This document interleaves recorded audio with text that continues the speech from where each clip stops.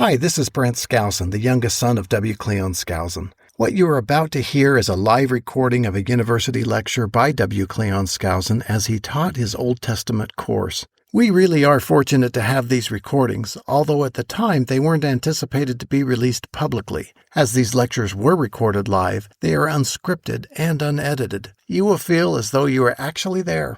If you are following the Come Follow Me curriculum from the Church of Jesus Christ of Latter-day Saints, we have tried to coordinate each lecture with this week's lesson, although there may be some overlap. For those interested in the text Brother Skousen and the students are using, it is published as The Third Thousand Years, written by W. Cleon Skousen, and it is available at bookstores or online at skousen2000.com. And if you prefer listening to the text, there is a new audio version just published this year which you can download from Amazon, iTunes, or audible.com. Now sit back and join us in the classroom of W. Cleon Skousen. Enjoy! Now, do you have any questions before I start asking some? Any questions, anybody? Somebody suggested the other day that they didn't get to ask their questions. Sometimes they have questions, so don't hesitate at the beginning of the class to let me hear from you. Who replaced Simeon? Reuben is the oldest son, and he's replaced by Ephraim, Joseph's heir. Simeon is replaced by Manasseh. Just as individuals, however, not permanently. They just wore two hats during their lifetime. After they died, then the descendants of Reuben took over and the descendants of Simeon took over. But these men held priority.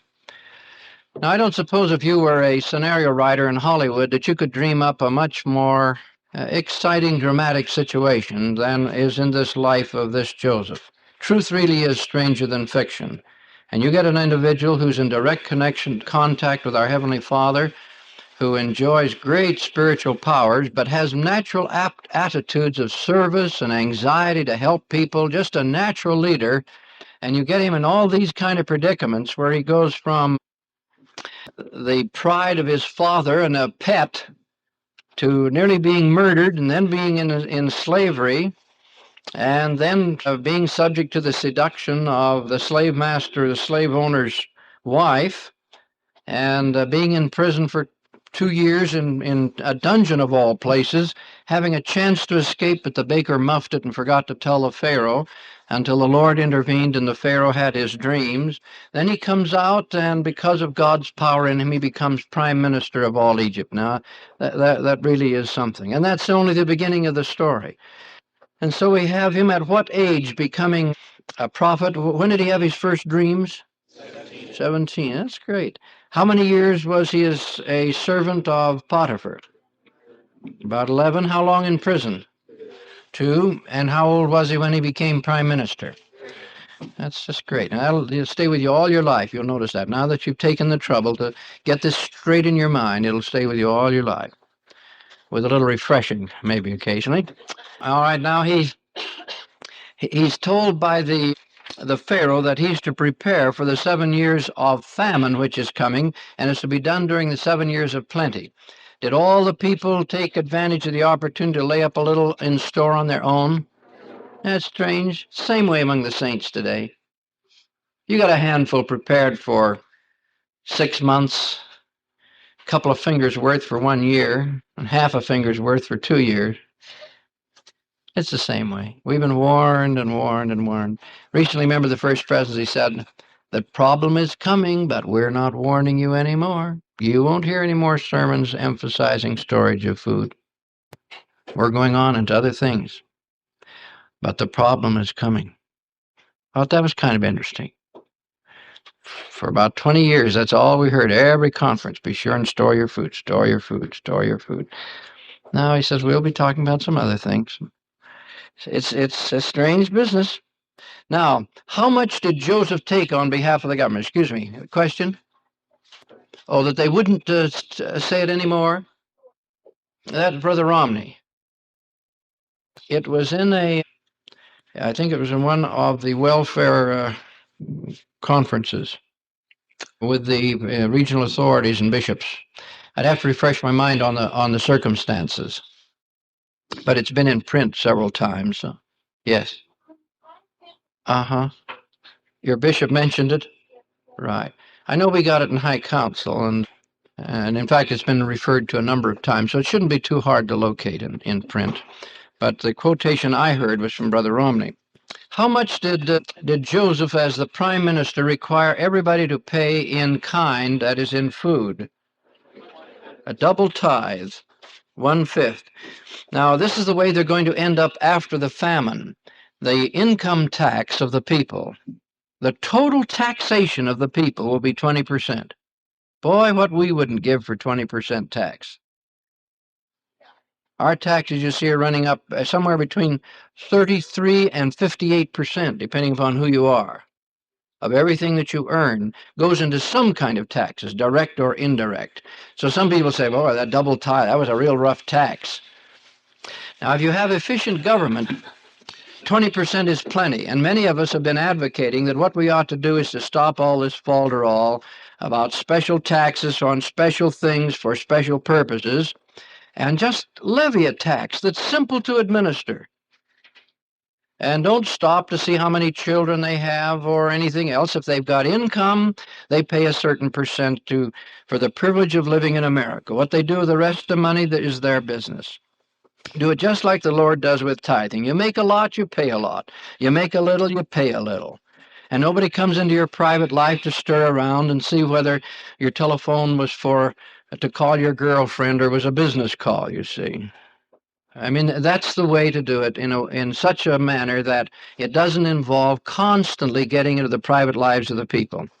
You might give that some thought. Your generation has to struggle with this. My generation messed up taxes beautifully. See if you can straighten it out. And if you'll simplify it like Joseph did, I think you'll find it much easier to administer and you'll get more money. You could actually make it popular to pay a flat 20%. Taxes are very unpopular at this moment because of the inequities that are involved, the loopholes. The richest people are paying nothing. And the poor and well, not the poor so much. It's the middle class that are really being socked, not the rich, not the poor. Oh, I just wanted the other day. That'll be the day. 1984. Good night, big brother. I am now retiring. Now, Joseph got a new name, didn't he? And he also got a new wife. He got a wife. What am I saying? He got a wife. He's been around quite a while not to have been married, too, but now he got a lovely wife, Asenath. What's his special problem with her? He's got to fall in love with her, and what else? Convert her. And she's got to fall in love with him. This wife was appointed to him. And you have her blood in your veins. You have her genes mixed in with yours. She is your great ancestress. Semitic, but heathen, until she was taught the gospel by her husband. No reference to that. We just know Joseph would do it. Now, he had two sons. Who's the oldest? And it's interesting how often the heir turns out to be a younger son. Now, who decided that, the Lord or Joseph? Jacob was the instrument. Who told Jacob? Yeah, he crossed his hands during the blessing. That's kind of interesting. We're coming to that. All right. Now we have Joseph administering the food during the period of hunger, which was all up and down the Mediterranean basin, apparently. And these boys all come down, 10 of them, to pick up the grain for Father Jacob and their family. They've got a lot of herdsmen and so forth, and they try, like everything, not to have to kill their animals during a time of famine, because then they have nothing to start out with. So being able to buy grain, were they rich people? Rich people? Yes, you bet. They laid it on the line. Silver and gold. This is a very frugal, well-managed family. And they came down silver and gold to the Egyptians for their corn or grain. Well, what's corn? Wheat. Okay. And you have Joseph administering it. Did the people go to the Pharaoh for food? Yeah, well, that's right. They did go to Pharaoh, though, didn't they? They would make an appeal to Pharaoh. No, go to my prime minister. He's administering the food, especially for strangers. And so right away, quickly, he starts. Did he recognize them, by the way? They recognize him? No, it's been a long time. How old is he now? Been 20 years since they've seen him. He's in his 38th year, isn't he? Somewhere in his 38th year. So it's been 21 years since they've seen him, right? So they don't recognize him. And we have this strange arrangement. As soon as he recognized who they were, he did something special. How did he talk to them? Through a translator. So he did not understand Hebrew. No Hebrew. Now, what did he accuse them of? Spies. They said, well, no. We'll tell you about ourselves. We had 12 brothers. We got one at home, and one we don't know what happened to him. And the rest of us are here, and my father. So then he makes that proposition. All right, we'll find out whether or not you have a brother at home. I'll see if you're telling the truth. The wheels are really going around Joseph's mind just how he'd work this out. He said he's going to have hostages, make hostages out of them and find out about it. He ends up with only having one as a hostage. Did these men feel guilty about killing Joseph? Yeah, when they found themselves arrested suddenly, here their father's a prophet and they've had great blessings as a family. All of a sudden they're starving to death. They go down to Egypt and they're in deep trouble. They just kind of talked among themselves about what would bring such a terrible curse upon them and all this difficulty and problems.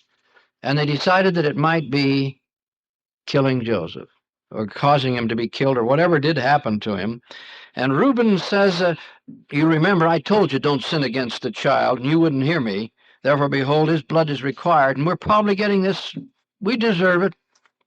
He was killed by some means that we don't know of, and we deserve it. And it says, Joseph understood them as they talked among themselves, and as he saw them and how badly they felt. Did he think that they had sold him? Yes, he did. He didn't know about, all he knew is he was dragged out and sold, and he thought it was through their machination. Could he control his emotions? No, he 2 or 3 times he weeps like a woman. He's very tender-hearted, a powerful man, very efficient, corporation president type of mentality, but tender as a woman in his feelings. So 2 or 3 times he has to go find a place to weep, get off by himself. So he wept, and then he came and returned to them, communed with them, and he said, I'll take Simeon, and he bound him right there so they'd see that he was bound. They said, now go get your brother. And of course that was terrible. When Jacob was asked if he would send Benjamin, did he agree? For the sake of everybody. Isn't that interesting? He said, not under any circumstances. What convinced him he should send Benjamin? Starvation was facing them. When they ate up all the corn that the boys had brought back, starvation faced them. When they opened the sacks of wheat after they got home, what astonished them? Yeah, money's there. The money they paid for the wheat's back in the wheat sacks. Strange business. Something funny here. Anyway, Jacob finally says, all right, if my other son's going to die, so he'll have to die, I guess. Go ahead. I guess I have to give him up. And so they went back down. It says when they reached the capital city of Egypt, they once more sought out Joseph, but he didn't deal with them personally. This time, the steward took them to Joseph's home. Now, that was bad business. They're taken right off of the marketplace and taken to his home. And while they were talking, they decided to have a little chat with the steward, some kind of confidential. They said, I hope you won't feel badly about our not paying for that wheat, but you know what? We paid for the wheat, and we got home. It's in the sacks. Steward says, I know. I did it. But it's all right. It's all right. Relax. But they couldn't relax very good. And when Joseph came in, it says he didn't speak to them roughly anymore. Apparently he'd been, before, after all, these are the ones that tried to kill him. And he thought maybe they'd be hostile and so forth. He must have been pretty rugged with them. But said he didn't speak roughly to him now. And he asked him about the father. And then he looks at Benjamin. Is this your younger brother? Yes. God be gracious unto thee, my son. And then he said he had to hurry away because he had to find a place to cry. There's Joseph. There's Benjamin. It says he entered into his chamber and wept there. Then he washed his face and he went out and said, all right, let's eat. Set bread. Well, what was unusual about the way they set bread when they went to sit around the table? What was unusual?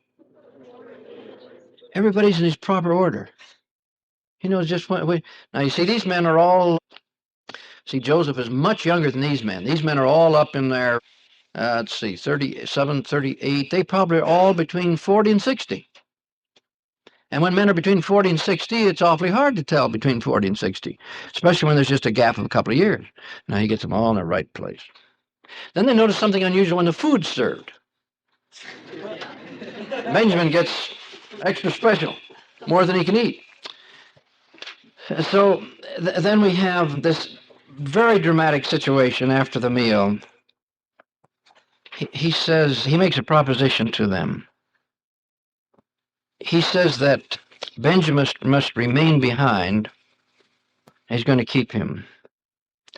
We don't know exactly what he had in mind. He kind of changed his plan here, as you know, as the thing went along. Who was it that pleaded with Joseph not to keep? It's after the silver cup. Yeah, this is all after the silver cup. Yeah, when they went home, they went out and they brought them back, and Benjamin had the silver cup, and Judah then pleaded on behalf of holding Benjamin. The plot was to get Benjamin and keep him there. That's obviously what Joseph had in mind. Yeah, he wanted an excuse to hold Benjamin and apparently to bring the father down. We think that's what he was had in his mind. But anyway, you have Judah saying, "But what do we say to our father?" And so forth. They were willing to, what? What were they all willing to do to redeem themselves? The whole family. They were willing to all come there and pay it off as bondservants over a long period of time. Then they pleaded on behalf of their father, and so we finally have Joseph coming forward and telling them who he is. It says he wept so loudly that the Egyptians in the house heard him. And the 11 brothers stood there petrified when he said, "I'm Joseph." Boy, talk about a bolt out of the blue. That was one. Joseph. "Come near to me, I pray you. I am Joseph, your brother, whom you sold into Egypt. And be not grieved. God did it to save your lives and my father's life." It was all in fulfillment of the purposes of God. Now go up to our father and bring him back, and we'll settle all of you in the land of Goshen, which is a very good place for lots of flocks. And it's along the east branch of the Nile. And it's an area where there just weren't very many people settled. For some reason or another, they like to settle in the delta or in the central delta, either down near Memphis, where the delta comes to a point, or up in the central delta. So Goshen was a very good place to have them. And after having explained to them what he wanted them to do, then he embraced and kissed each one of them. That must have been a strange feeling for Reuben and Simeon and Judah as he took Joseph in his arms. He's an older man than Joseph. Here's a man that's saving their lives, their own brother that they tried to kill or sell, as in the case of Judah. When Joseph got to Benjamin, what happened? Yeah, he couldn't hold back the tears. Both of them. Like Jacob and Esau. Human beings do this. Men who have not cried haven't lived yet and suffered. They will. Men cry. The toughest of men cry when the circumstances are right. So he kissed all his brethren, sent them home with wagons. Now, it's kind of interesting. Who told him to send back wagon loads of stuff, not just... the Pharaoh. That's so amazing to see how he loved Joseph and what confidence he had in him. Bring your father down and his family, and I'll see that they have a livelihood. Of course, Joseph, anything that you've saved my whole people, in other words. By all means, bring them down. Send wagons. So they did. And then the chapter ends, I think, interestingly, as we have Father Jacob welcoming home this caravan of wagons and grain and clothes and everything, and going out to see them, and having these boys suddenly say, "Joseph is alive. Joseph is alive. He is the governor over all the land of Egypt." The old man heard the words. What happened to him? Heart failure. Something grabbed him, and says Jacob's heart fainted. And he believed them not. Then they finally explained to them that it was really true. They revived him, gave him smelling salts, ammonia, or whatever they used to use. And when Jacob saw the wagons which Joseph had sent to carry him, the spirit of Jacob, their father, revived. And Israel said, "It is enough. Joseph, my son, is yet alive. I will go and see him before I die." That must have been a great reunion when they came down. Now, I've indicated to you in the record why we think Jacob was a little hesitant about going down into Egypt. What was the reason? Did he know about the prophecy? Yeah. There was a prophecy that if they went down into Egypt, they would go into slavery, or they were going to go into slavery into a foreign land. They knew that from the prophecies of Joseph. They'd been warned about it. Abraham had been warned about it. And so Jacob now was a little bit reluctant to go until God gave him approval and said it was all right for him to go, that this was all part of the program. And when they got down into Egypt, they were settled along this east branch of the Nile. There are 3 or 4 branches that come down here. Goshen is right along in here. And Ramesses, where Moses and the children of Israel will build a treasure city, you see, is right here. So when Moses and his people depart into the wilderness, they come here. They had to come up a little bit to go around this point. But I just want you to notice they're up here, not down here where many of the Bible's writers put it, down here at Thebes. That was not the capital then. It was right up here at Memphis. And that's why it wasn't very difficult to make one stop at Succoth or Booths, and then to get over here to the point of the Suez Gulf, and then the great pillar of light that would ordinarily take them around here and bring them up to the promised land, turned back from that point and came down on this side of the Red Sea and trapped them right there. Wasn't very wide, but too wide to swim. And that's when the Pharaoh's horses and everybody came storming out and trapped them there. Then they crossed right there. Now today you can cross easily because that's all dried up. You have this area and this area, and then all connected with a canal going up there. But this will give you an idea where Goshen was and how it related to these other things that come a little later in our story. Now, Joseph presented his father and 5 of his brothers to Pharaoh, and he set it up so that they would say all of the right things and follow the proper protocol when they got there. We had a very interesting conversation between the Pharaoh and and Jacob. Now, Jacob thought that his life was about done. He's just like his father. His father thought he was going to die at 117, and he lived another 63 years. So the same thing happens here to Jacob. He thinks his life is full. He's seen many days he's going to die, and actually he lived on up to 145. As soon as the famine was over, we have something occurring which has been misinterpreted in very many of the textbooks. During the famine, did Joseph distribute grain to the people? Here's your family. We know you got 7 children. This is how much you need. Is that what he would do? He'd dish it out, so many buckets. He'd used a strange method that a lot of people who have great compassion for humanity would never have agreed with. What did he do? He sold it. Now, doesn't that mean that the poor are going to suffer? Under that system, wouldn't the poor suffer? You'd think they might, wouldn't you? Here's actually the way it worked. This is 95% an agricultural society. This means that anybody that has land and the things that go with land are in a position to buy the wheat, and then to whom will it go? Yeah, it'll go to all their relatives. It was an ideal way to distribute it so that what wouldn't happen? No waste. Therefore, no hoarding. Could they hoard? If they had a lot of money, could they hoard a little?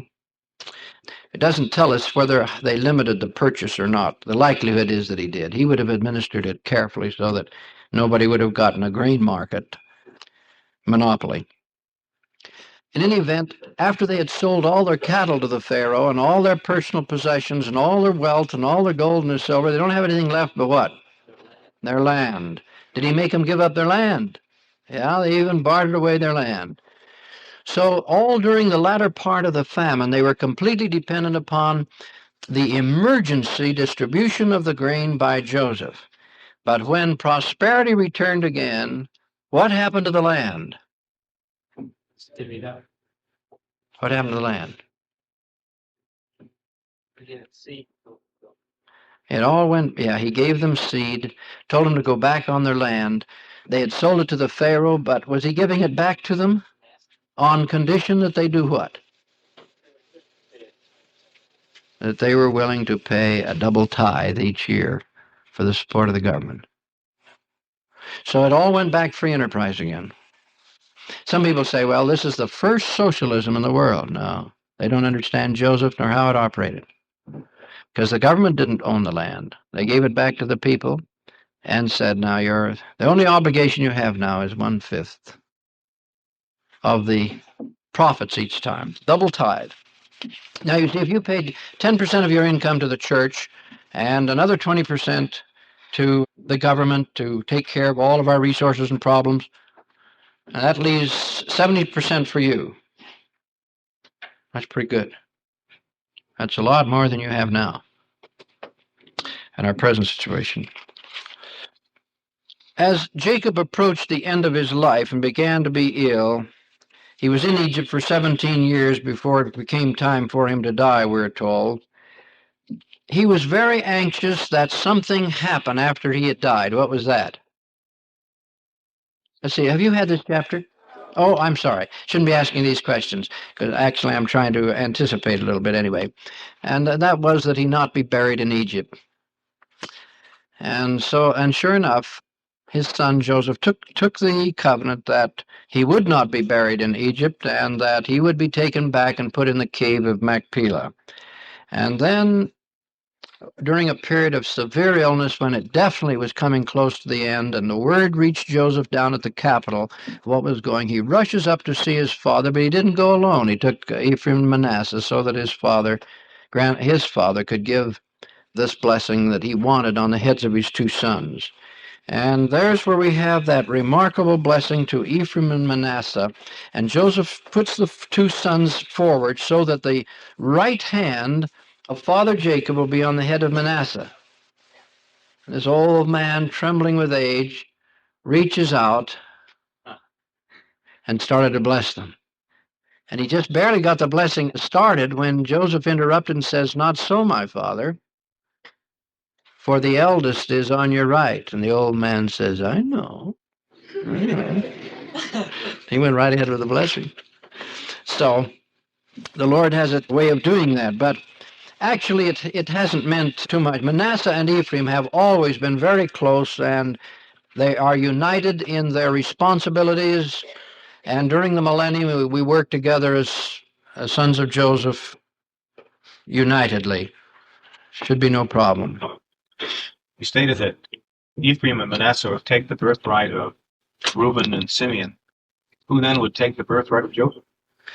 Well, they carried it too. They had a double assignment, but only as individuals. In other words, the tribe of Ephraim has not inherited the tribe of Reuben.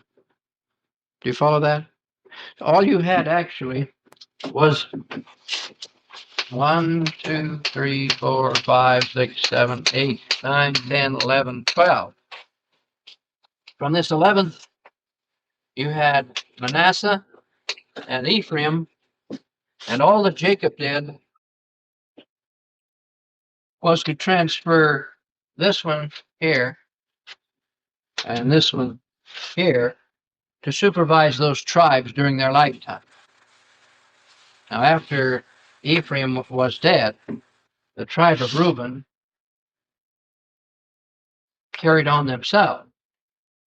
This tribe carried on itself, and this remained the heirship. Here's the direct line: Jacob, Joseph, Ephraim, with Manasseh coming in on joint blessing.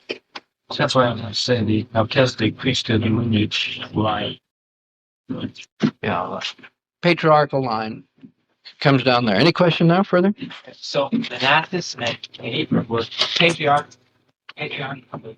over those two tribes during their lifetime. They presided over them. No, as it's listed, sometimes it looks that way because when they get into the land of inheritance, Manasseh and Ephraim are the productive tribes. Joseph was the one that received the blessings of abundant children. They really were big tribes, Manasseh and Ephraim, both of them. So the territory was divided as between them, but there's still only 12 tribes, and we who are of Manasseh and we who are of Ephraim consider ourselves of one tribe. I thought Levi didn't get a land inheritance. That is right. But still 12 tribes.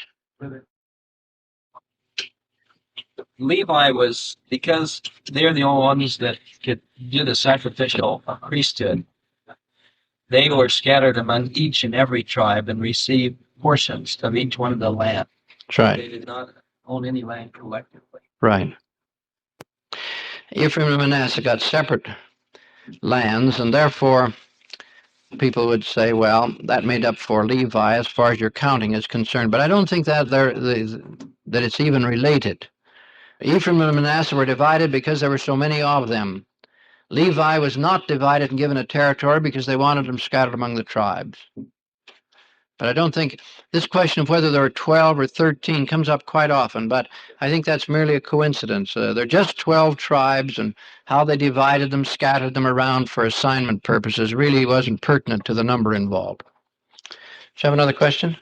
Wondering about the, today we assume that the Levite inheritance is through the Cohens, and who is the, as far as Judah is concerned? The true lineage through Judah. Today, Levi is identified among the Jews as the Cohens, meaning priest. And now your question is, who are the Jews? Well, who stemmed from Judah that are still recognizable? Well, so far as we know, the people that were seen by Orson Hyde in vision are the ones that are going back to Israel. They are the Jews.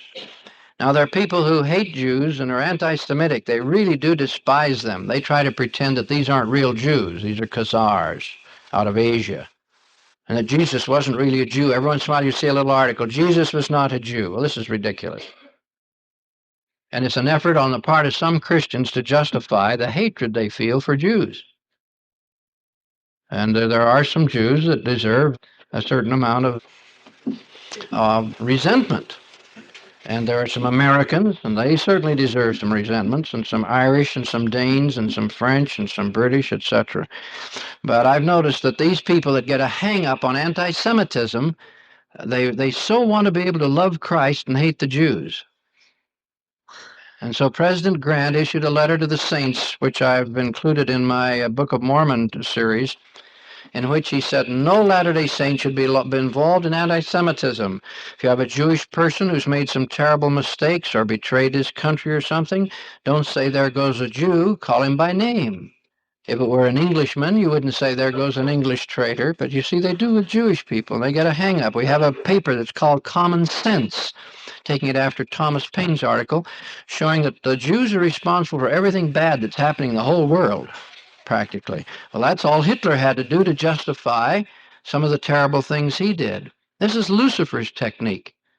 And so if you happen to be offended by a person who is Jewish, don't say that Jewish person is offensive. Rather, call him by name.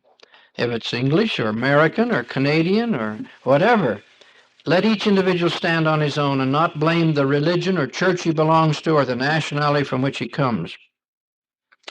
Now, after having blessed the two sons of Joseph, he then turned around and gave each of his sons a blessing, and of course, Reuben and Simeon get nothing, and all the others get special blessings. But who are the tribes that got the great blessings?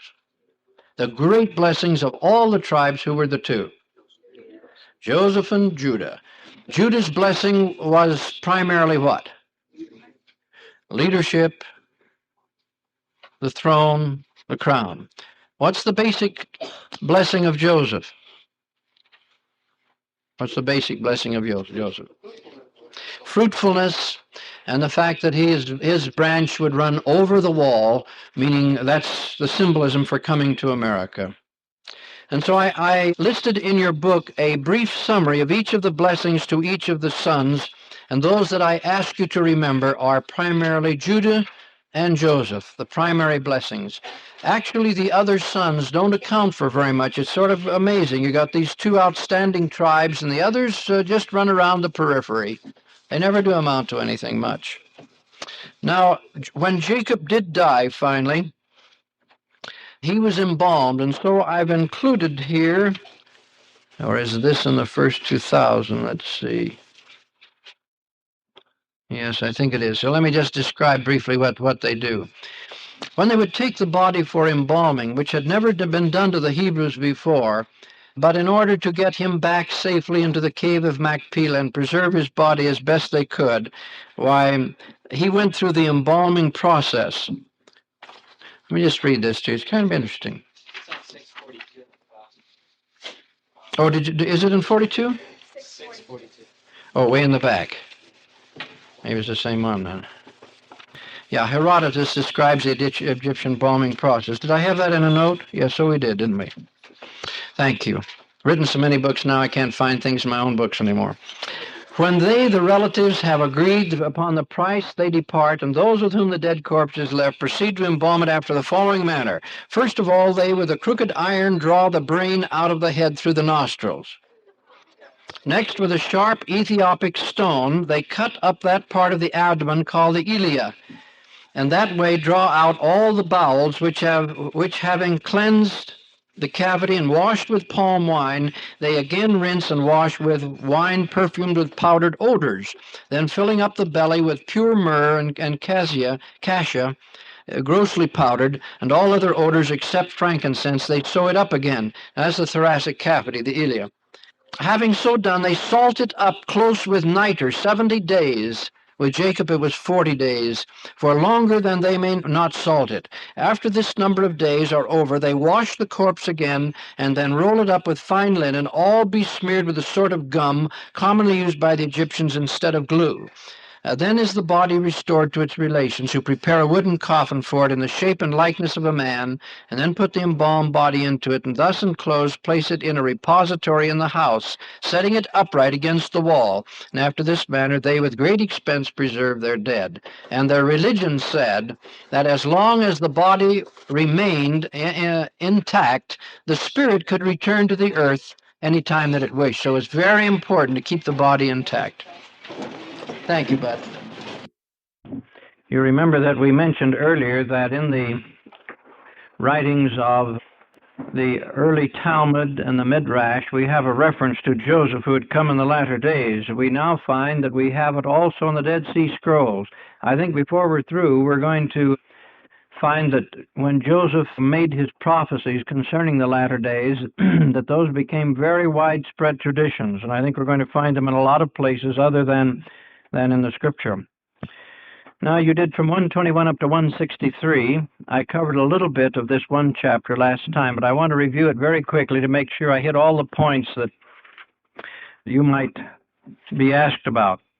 I might start by saying, do you have any questions on this part?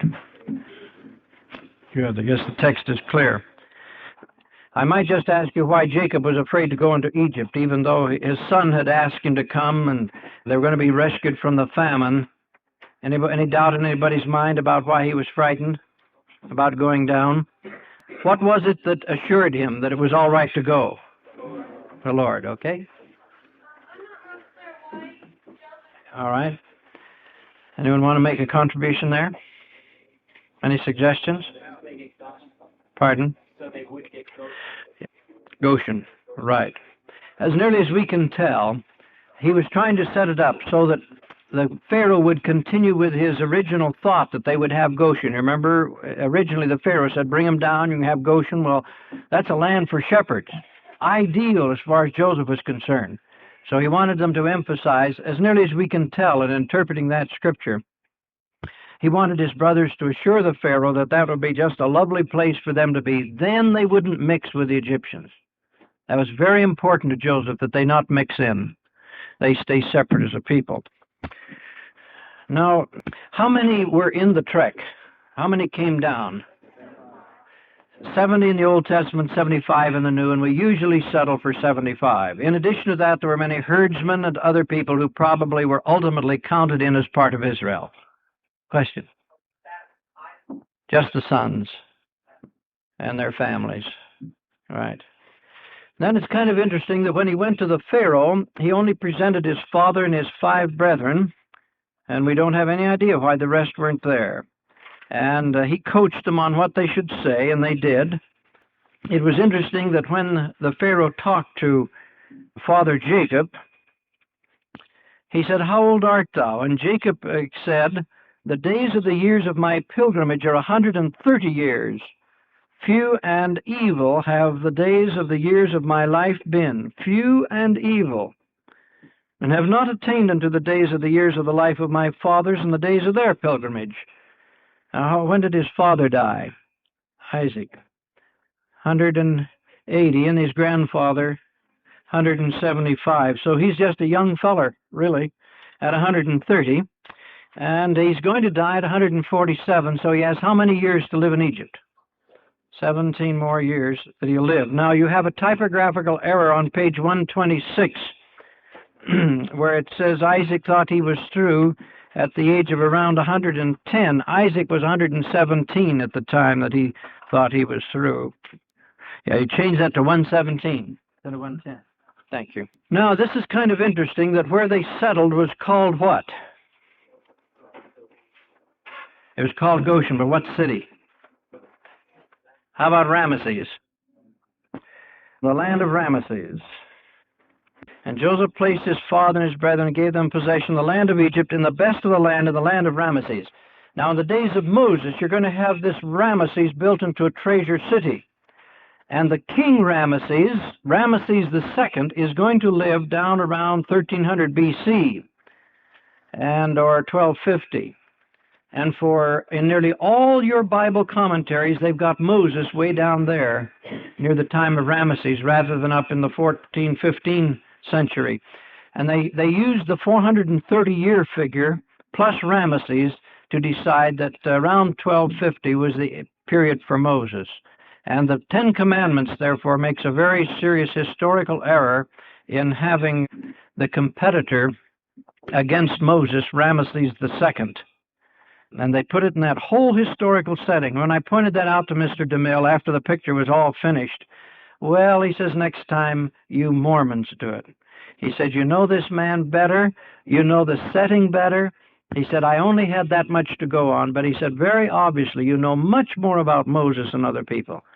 And he says, next time, do it right. He said, I did it the very best I could.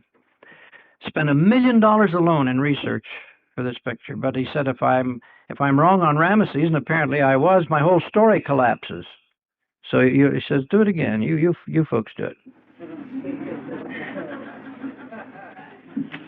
That'll be the day. Now, I mentioned to you before that there was a very definite reason why Joseph did not want the people to just stand and receive handouts unless they actually were starving. He made them buy the material and then distribute it to their families and relatives so that those who had means finally ended up without any money. Then they sold what? Cattle. See, that's nearly all an agrarian society. And then last of all, they sold their land.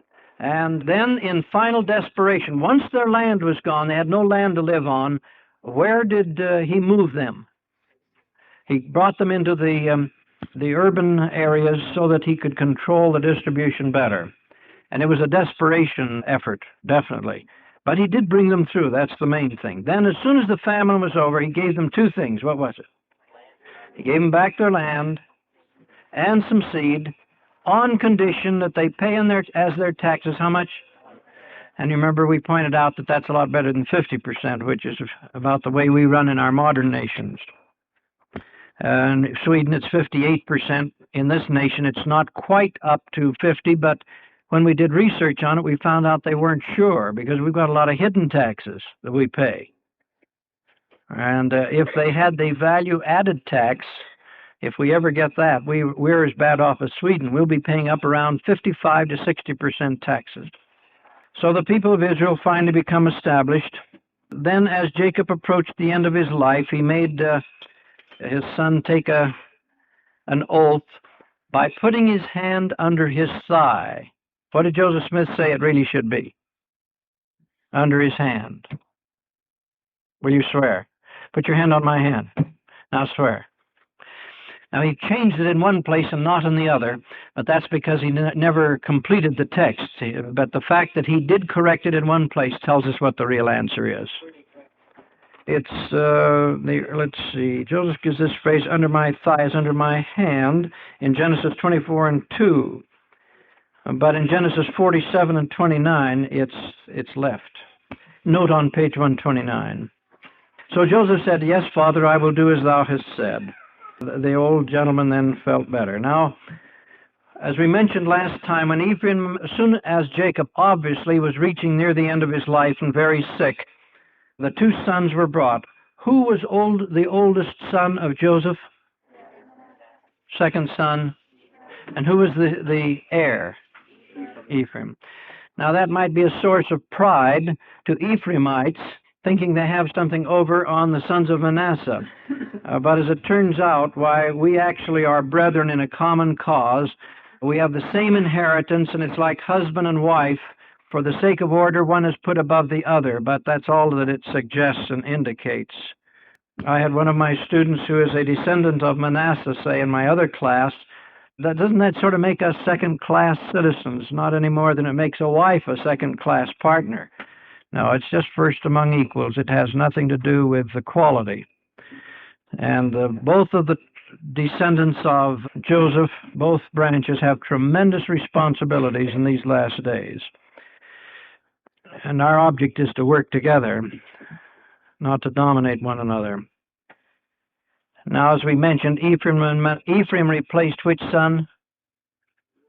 Reuben. Manasseh replaced Simeon. Fine. It's kind of interesting to get all these little things straightened out in your mind. You'll find that when they come up in priesthood and relief society, there's great confusion on these subjects. And since they are clarified in the scriptures, they ought to be very precise in our minds. So these two boys got their blessings. Now Jacob blessed all of his sons, and what I usually ask you is, who were the two sons that got the great blessings? Who? Joseph and Judah. Joseph and Judah. And of course, then they passed down on to their sons.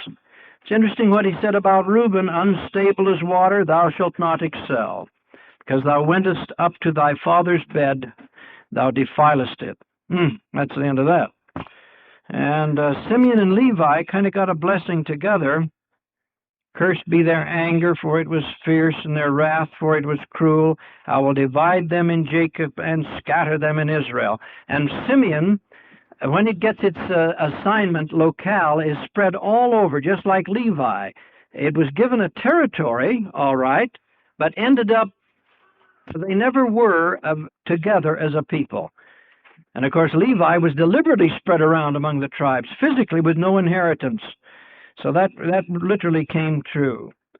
And then Judah is blessed that the crown will never depart, that is, the throne will never depart from him until the Messiah comes. And that was the situation. Judah did remain the dominant political tribe until the Christ came through them. To the political... Yes. It isn't in the scripture, and chapter 38 of Genesis is a very challenging chapter, because obviously Judah as a man, as a person, was really fouled up in his personal life, much as Simeon and Reuben, really. But something happened to reconcile him, and it's not in the scripture, we just don't know. But anyway, this was the blessing that came to his descendants, and they are a most unusual people. I stand in amazement as I watch what they've done in Israel and what they've done everywhere. And in their state of apostasy, it's astonishing that without reference to any religious base, they take all of the religious ideals and hold them together. That is, the continuity of their people, the necessity of Israel being restored, and yet they do that completely on an irreligious basis. You talk to them, and they're nearly all agnostic. Nearly all of them. And that's a great shock to our people who go on tour, because they start talking the prophets and how this is being fulfilled, and they're conditioned against that right now. They just turn right off when you start talking the prophets. And this is a fulfillment of prophecy. But archaeology, oh, they love it. They go out and put on coveralls after working in a court or over a diamond press all day and go out and dig for archaeology, because the Bible said the town was there. We will find the town, and they do. But from a religious standpoint, the Spirit has not yet touched them. But President Lee did open up the first branch of the church, official branch of the church. They've actually been meeting, the saints have been meeting there for quite a little while, but they now have an official branch of the church organized by President Lee just a couple of months ago. Mike? That's interesting. Never thought of that. Well, something happened to put Judah back in favor again, at least sufficient to get this blessing. Yes. Any idea as to why? No, I don't, really. I don't have any reason, except it was all planned in the pre-existence this way. But the two tribes are to have the spiritual and political authority during the millennium. And it looks as though the political authority is basically out of the New Jerusalem, the spiritual authority coming out of Old Jerusalem. The word of the Lord, the law shall go forth from Zion, and the word of the Lord from Jerusalem.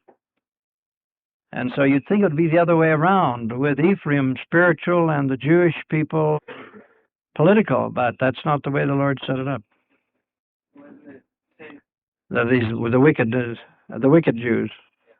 The strange thing about, you see, the Jews were the Christians. The Jews became the Christians and the crucifiers. Gentiles had nothing to do with that. You had the Jewish people becoming apostles and the Jewish wicked doing the crucifying. And at Armageddon, you're going to have half the people slain because of wickedness, and the other half become rulers of the world after they've been cleansed as a people. So you've got a real combination there. It's one of the penalties that brilliant people have. Lucifer's found that out. He got up so high and so brilliant that he thought maybe he had a better scheme than the Father himself, and began to lust for his power as God. So brilliant people run risks of being tempted sometimes to go beyond their rightful place. So among the Jewish people, there will be the righteous and the wicked combined, just as there are among the Ephraimites. Now, Joseph really got the blessing. He would be a very fruitful bough, and it would run over the wall. He would be valiant in times of war. There's a great spirit like Captain Moroni, General Mormon, Moses, Joshua. What was Joshua? What tribe's Joshua from? The leader of all the military of Israel. Yeah, he's an Ephraimite. He's the tribe of Joseph. Okay? And his inheritance would be very productive, and he would be blessed on the great deep. That undoubtedly refers to Lehi's tremendous travels. Now, after speaking in Las Vegas a week ago, I guess it was a week ago Saturday, a man came up to me and, see, was it Las Vegas or San Diego? Anyway, no, it was San Diego. He came up to me and said, now I have the evidence and proof that Lehi and Nephi didn't go across the Pacific. They went across the Atlantic. They came this way. Oh, I said, that's fine. You send me the paper. I'll be real interested to see that. But he told me a few things, and I don't think it holds up, but I'll be very happy to take a hard look at it, because you can follow the route across Arabia, etc., and everything in the Book of Mormon would indicate that the West Coast was the place of first landing. Yes.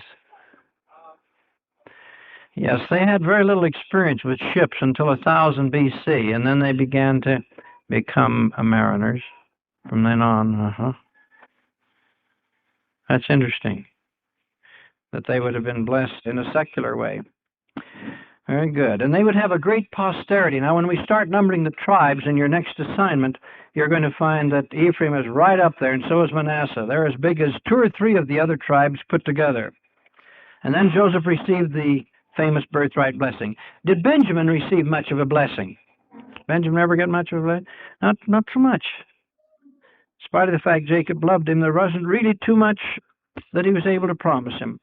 Then we have the death of Jacob and that marvelous funeral procession with the Pharaoh saying, why, of course, take your father back up to the cave of Machpelah and bury him, and I'll have all the dignitaries from the court accompany you.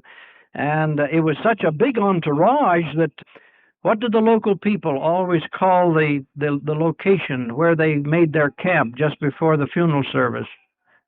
The place of Egyptian mourning, or mourning of the Egyptians. So that was kind of interesting.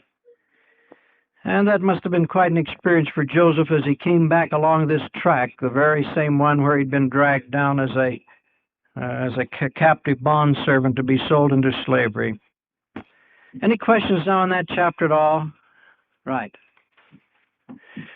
Well, it wasn't really very far. It's about 7 or 8 miles distance from Machpelah, Hebron, to the place near Bethlehem. Maybe it's even 10 miles. That isn't very far. 9, 10.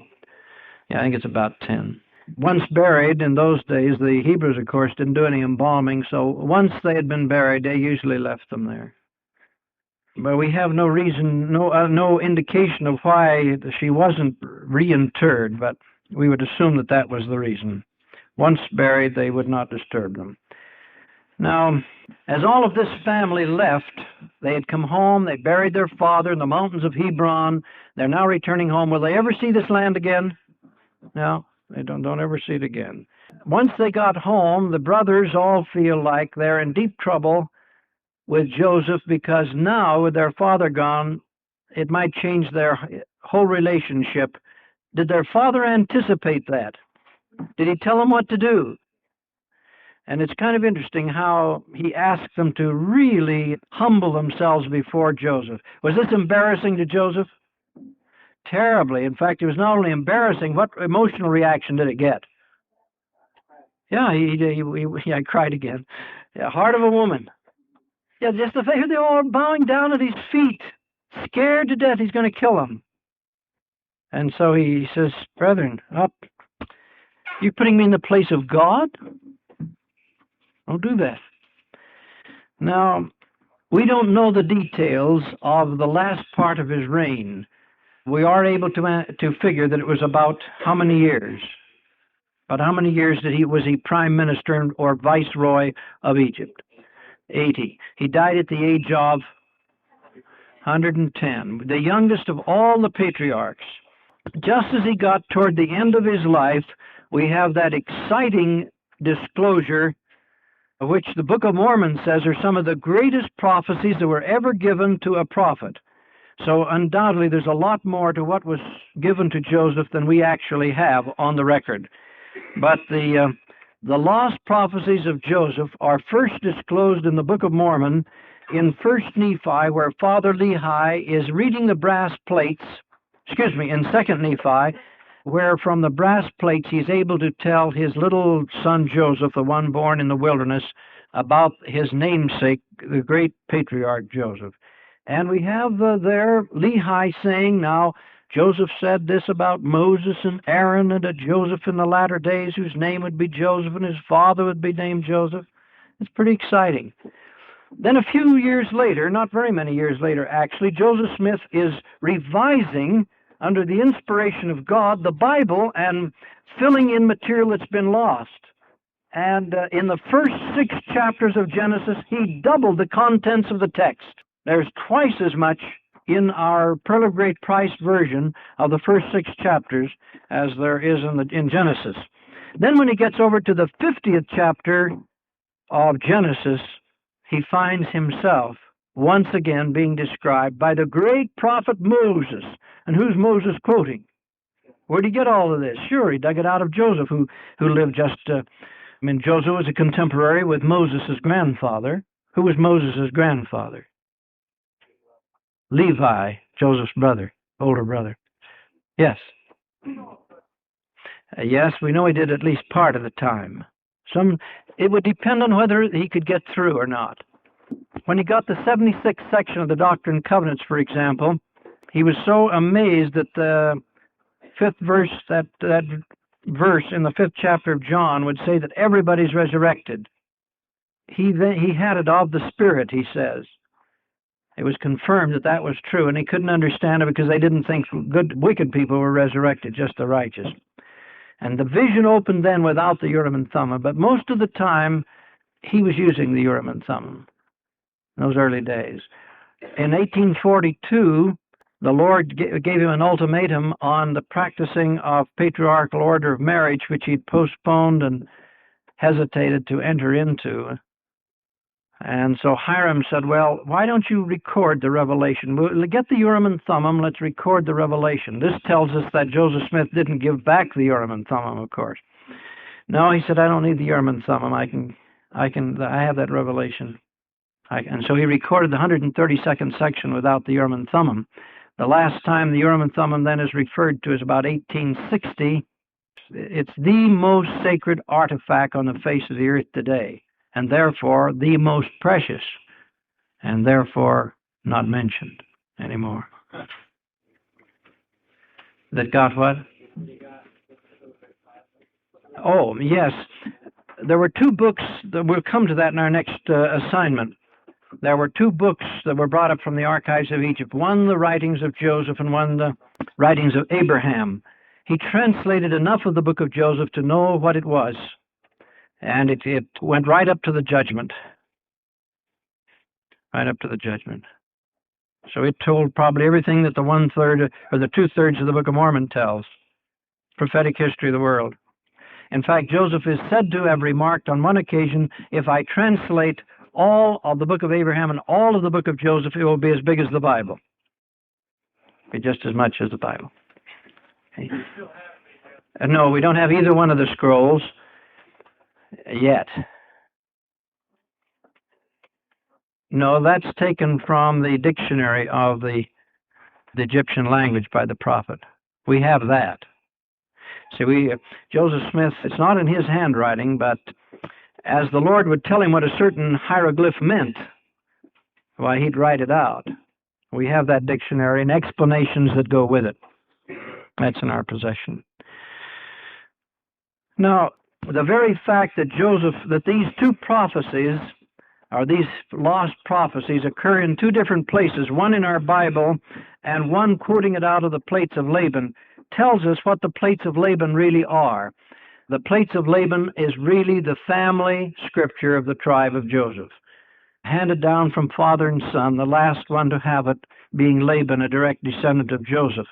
And then the Lord transfers it over to America through another descendant of Joseph, namely Lehi. So this was their family scripture, which they had put on plates of brass.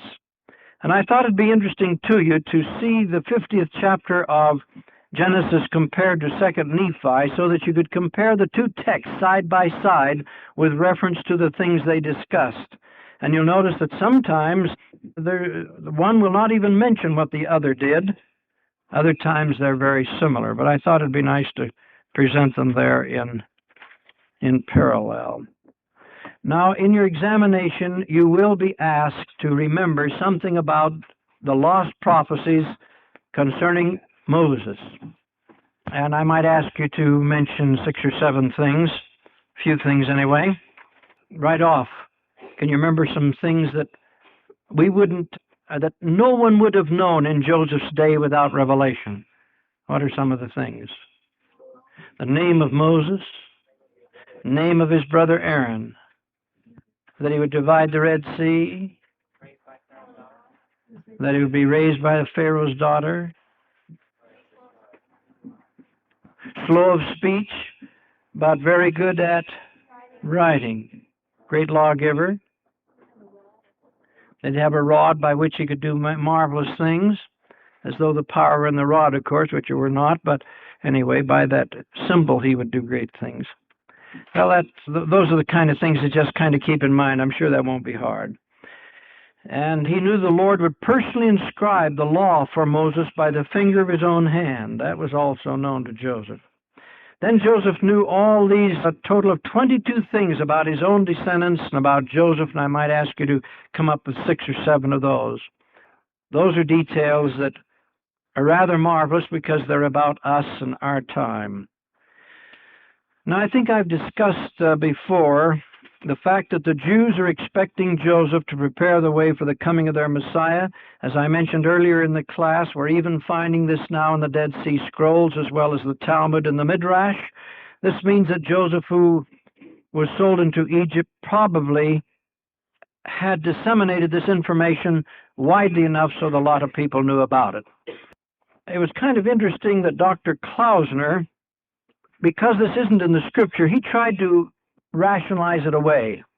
He tried to get rid of it. He tried to say maybe it was a superstition that was introduced by the tribe of Joseph, kind of get in on the act with Judah.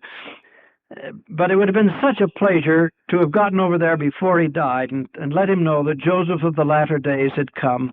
Messiah ben Joseph was here. That would have been a great privilege. Don't know whether it would have done any good or not, but it would have been fun to try it.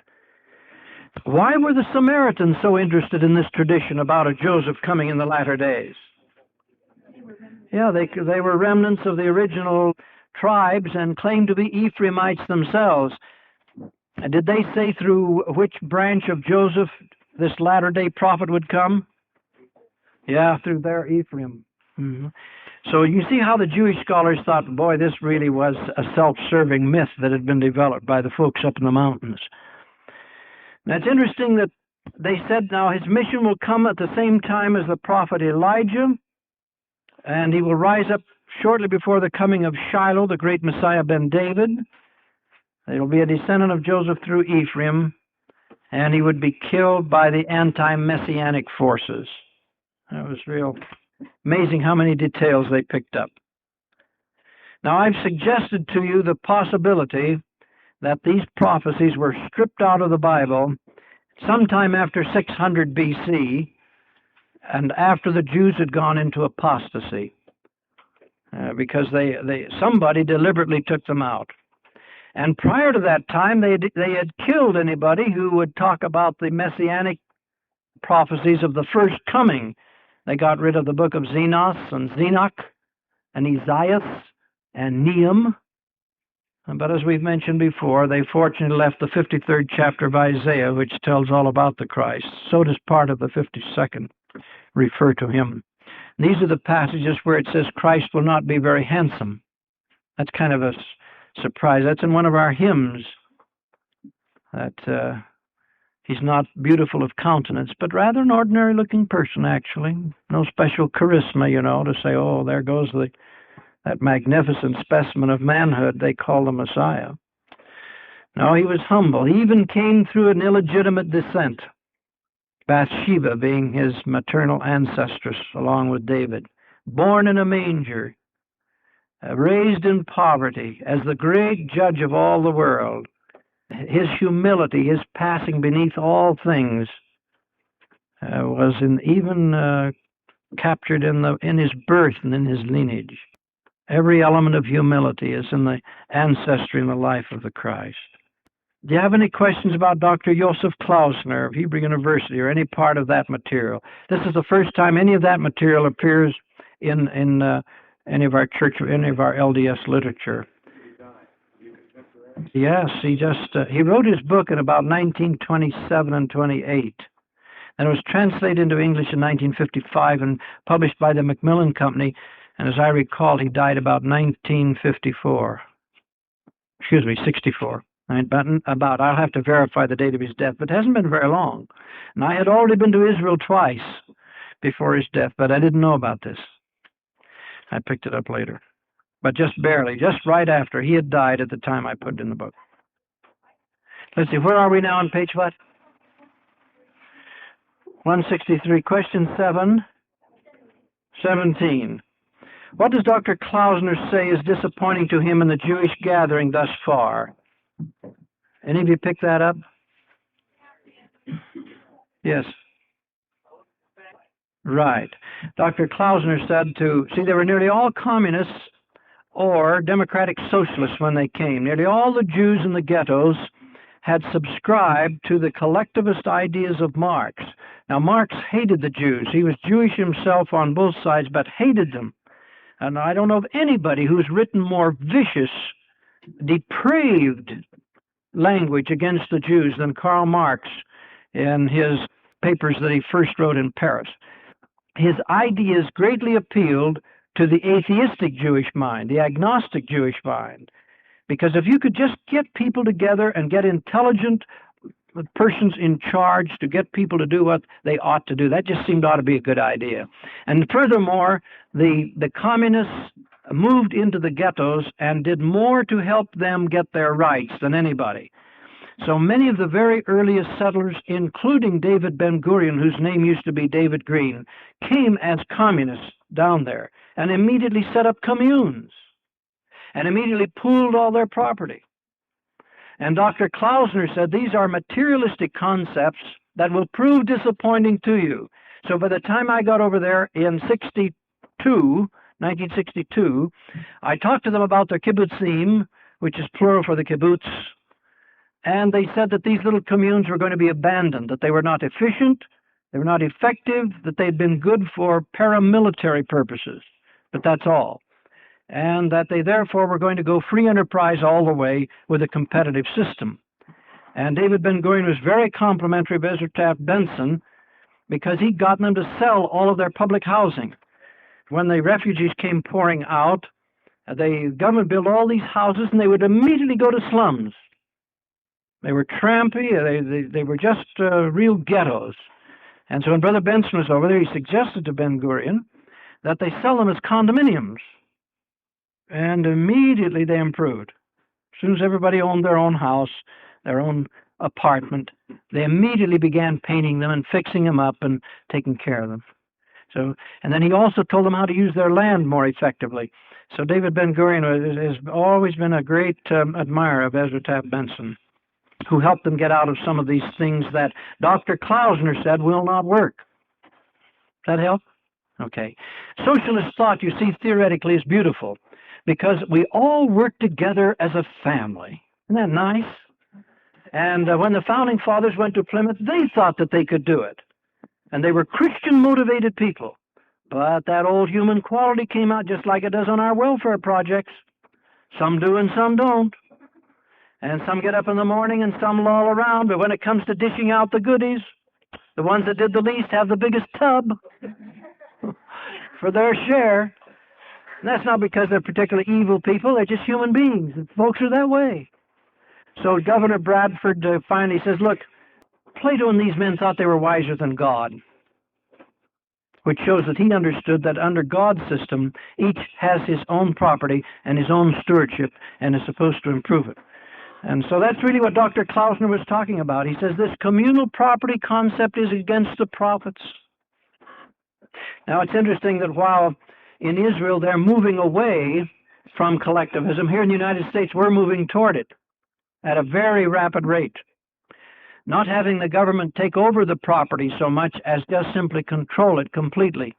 We have a 90-acre farm, and I just got a real hot letter from the Department of Agriculture threatening to take away all of any stipend that property used to get. If I don't fill out the forms and commit myself to suspend planting on certain acreage. So I will write them a polite note and tell them, thank you for advising me of my jeopardy. I will not be participating in this program. When Brother Benson was Secretary of Agriculture, he got everybody he could to disassociate with these subsidies. And by the time he left the Department of Agriculture, he had 70% of all agriculture in the United States free and independent of the government, which isn't the case anymore. Okay.